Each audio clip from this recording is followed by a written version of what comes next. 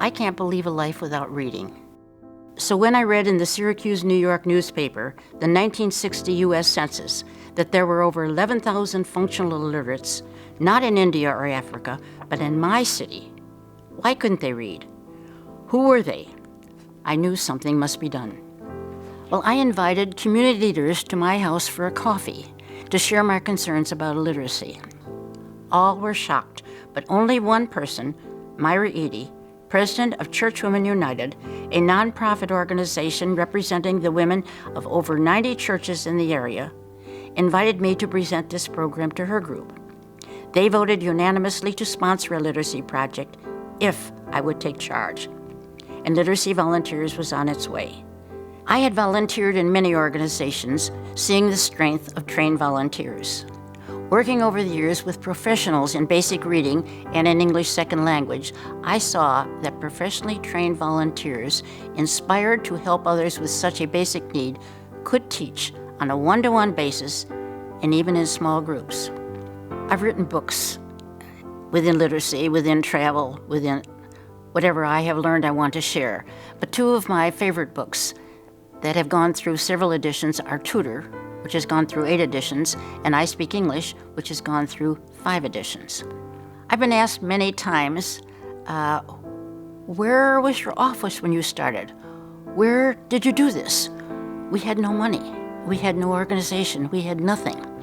So I have a big family room downstairs, and so we decided to use that for my supplies and the basic office. I had a broken refrigerator there. Well, I was going to pull the broken refrigerator out and put shelves in for the books. And my daughter said, "Now that's stupid. The refrigerator already has shelves. Use that." So we used the broken refrigerator as our storage for all our books and materials. As people came to interview me, they couldn't believe that it was down there. So they always had to go down and take a picture of a refrigerator filled with books. To this day, it's still down there, filled with my literacy books. I had been invited to Guatemala to give training in basic Spanish literacy. I had done research and I came up with training, and I used language experience and pictures of the local people whenever we're in Guatemala, whether it was the market or the family or the clinic or whatever they were doing, as a basis, and using the words that they used for that as the words that I first taught them, teaching based on phonics. So that's why I started in Guatemala.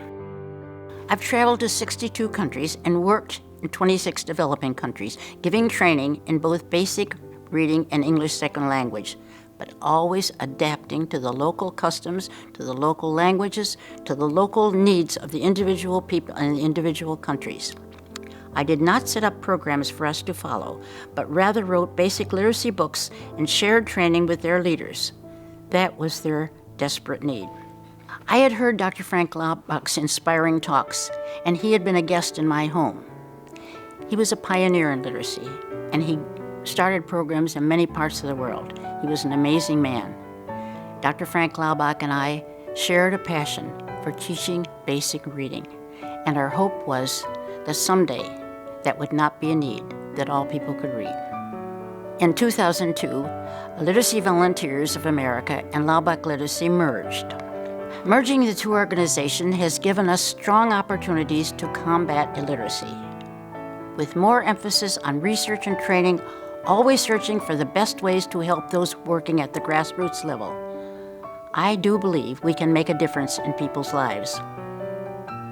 To me, literacy means, and being able to read and write, opens a whole new world.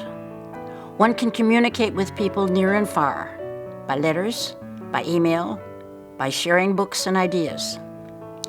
Literacy gives one independence. No need to depend on others for knowledge. You can get it yourself.